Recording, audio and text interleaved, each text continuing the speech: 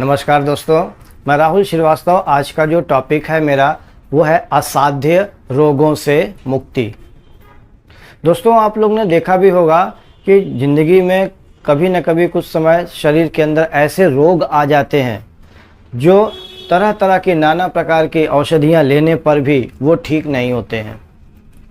कोई रोग 10 साल से, 15 साल से, 40 साल से, कभी कभी तो ऐसा लगने लगता है कि ये रोग हमारे शरीर में ज़िंदगी भर साथ ही साथ रहेगा।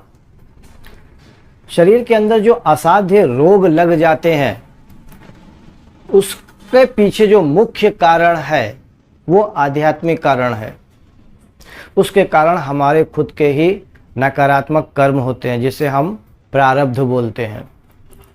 जो लंबी बीमारियां शरीर के अंदर आ जाती हैं वो हमारे प्रारब्ध के कारण आती हैं। हमारी जन्म कुंडली में कुछ ऐसे योग बन जाते हैं या कुछ ऐसे योग बने हुए होते हैं, उनके कारण ये बीमारी हमारे शरीर में आती है।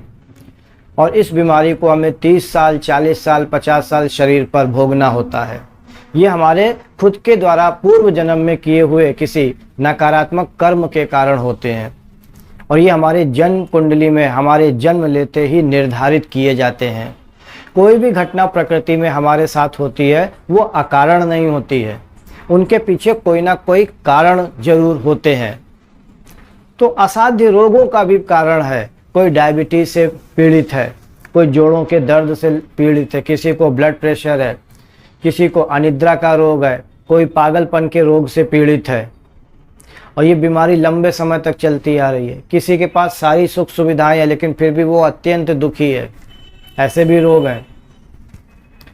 बहुत सारी बीमारियां दोस्तों शरीर के अंदर आ जाती हैं।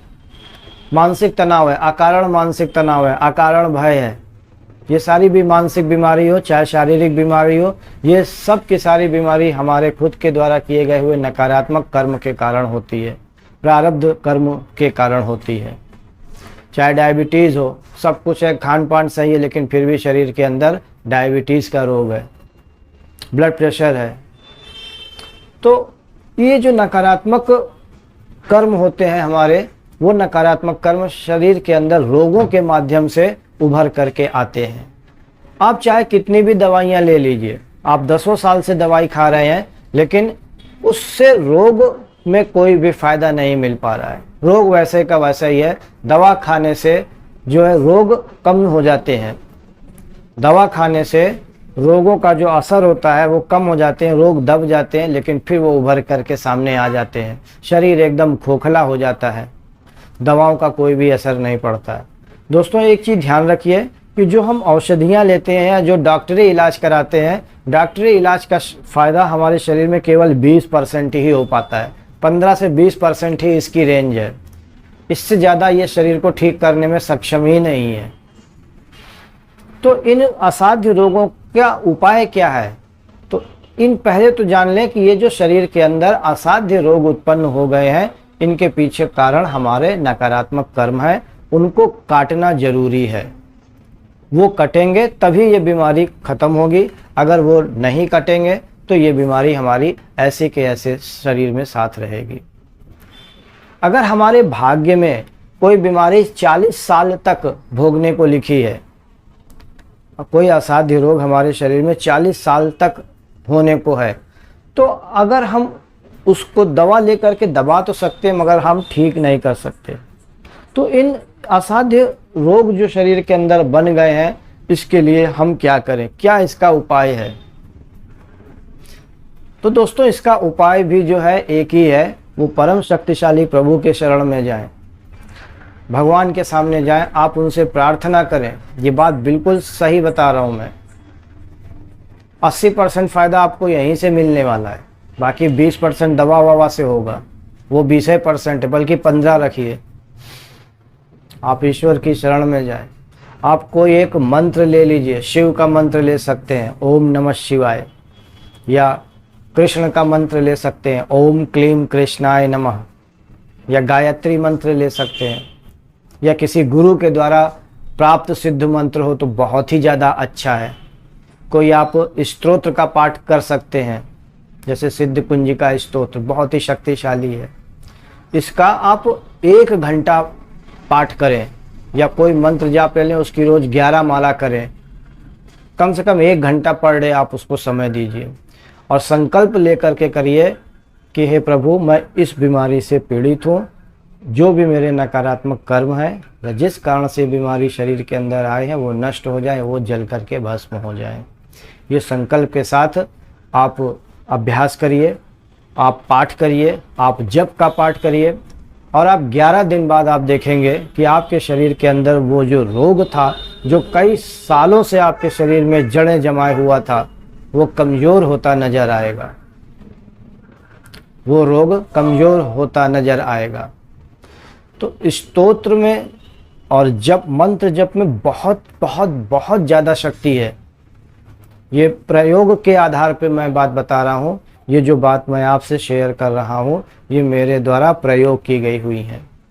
जो रोग दवाओं से ठीक नहीं हो रहे थे, 10 साल इलाज कर दिया, 10 लाख रुपए खर्च कर दिए, जो रोग उनसे ठीक नहीं हो रहे थे, वो रोग मंत्र जाप और स्तोत्र के पाठ से बहुत ही जल्दी ठीक होने लग गए। जन्म कुंडली में जिन लोगों को 40 साल तक शरीर के अंदर भोगना लिखा हुआ था, वो 4 साल में ही भोग करके नष्ट होकर के शरीर से बाहर निकल गए। अगर आप इन स्तोत्र का, इन पाठ का लगातार 4 साल तक 1 घंटा पर डे नियमित रूप से, नियमित समय में, निश्चित समय, नियमित रूप से, निश्चित समय पर, निश्चित स्थान पर और निश्चित संख्या में आपको इसका अभ्यास करना है। कभी कभी छूट जाए तो कोई बात नहीं, लेकिन अगर आप इसका अभ्यास नियमित समय में करेंगे, 2 साल 3 साल तक करेंगे, 4 साल तक लगातार करेंगे, तो जो बीमारी आपके शरीर में जड़ बनाई हुई थी वो पूर्णतया शरीर से निकल जाएगी। आप रोग मुक्त निश्चित ही हो जाएंगे। जैसे ही रोग मुक्ति, आप रोग मुक्त कैसे हो गए? क्योंकि आपके नकारात्मक कर्म उस मंत्र जप से, उस स्तोत्र के पाठ से नष्ट होने लग जाते हैं। वो नकारात्मक कर्म जलने लग जाते हैं और इसको सिर्फ आप ही महसूस करोगे कि हाँ, हमारी बीमारी में फ़ायदा हो रहा है। जो हमारे दवा में शक्ति नहीं थी, जो दवा खाते खाते, डॉक्टरी इलाज कराते कराते हम थक गए और हमारे रोग में कोई भी फ़ायदा नहीं हुआ, वही जो है, वही बीमारी में ये स्तोत्र पाठ और मंत्र जब इतना ज़्यादा फ़ायदा कर सकता है, ये आप पहली बार देखोगे। दोस्तों, इसका मेथड को आप यूज़ करिए।